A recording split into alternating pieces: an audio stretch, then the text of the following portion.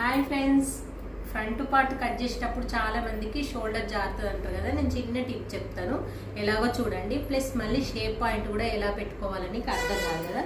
చిన్న లాజిక్ ప్రకారంగా హైట్ ఎక్కువ పెట్టుకున్నప్పుడు మళ్ళీ షేప్ పాయింట్ ఎలా వస్తుంది అనేది చెప్తాను చూడండి. ఫస్ట్ హైట్ ఎక్కువ పెట్టుకున్నప్పుడు ఫస్ట్ మనం నెక్ ఇట్లా ఎట్లుందో అట్లా డ్రా చేస్తాము. నెక్ వచ్చేసి వాళ్ళకు 7 ఉంది, 7.2 ఉంది, అంటే 7.5 ఉంది. 7.5 ఉన్నది మళ్ళీ నెక్ వీలాగా వస్తుందని కొంచెం ఈ పాయింట్ జరిపి, అంటే మనం ఇక్కడ 2.5 తీసుకున్నా, ఇక్కడ 2.5 తీసుకొని నెక్ని ఇలా రౌండ్గా డ్రా చేసినాను. చేసిన తర్వాత ఇప్పుడు ఇక్కడ చిన్న పాయింట్ వైజ్గా మీరు చిన్న లాజిక్ ఆలోచించుకుంటూ ఒక 2 పాయింట్స్ అంటే 1/2 ఇంచ్ అనుకోండి, ఇలా క్రాసు ప్లస్ ఇక్కడ కూడా మనకి ఇలా క్రాస్ చేసి మనం ఇది కట్ చేయడం వల్ల మన నెక్ అనేది షోల్డర్ దగ్గర మనకి ఎంత డీప్ పెట్టకుండా పట్టేసుకున్నట్టు ఉంటుంది అన్నట్టు.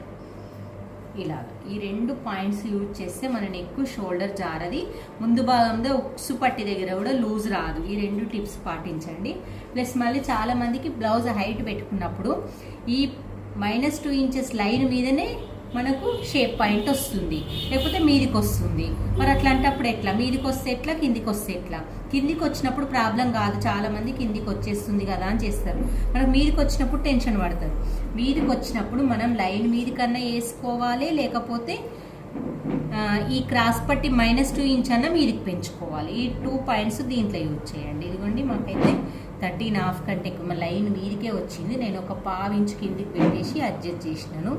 ఎందుకంటే మనకు నార్మల్గా తెలుస్తుంది వాళ్ళ కొలత బ్లౌజ్ ప్రకారంగా వాళ్ళకి చెస్ట్ పాయింట్ నార్మల్గా ఎట్లున్నది అని అర్థమైతే చెస్ట్ ఎక్కువ ఉన్న వాళ్ళకి ఇలా పెట్టాలన్నట్టు.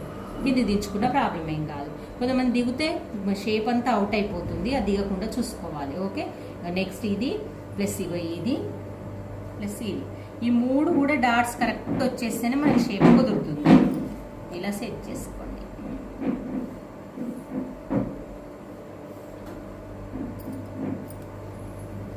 ఓకే ఫ్రెండ్స్, మళ్ళీ ఇక్కడ కూడా మనకు క్రాస్ పట్టి -2 ఇంచ్ దగ్గర 2 పాయింట్స్ ఎక్కువ తీసుకోవాలి, 1/2 ఇంచు.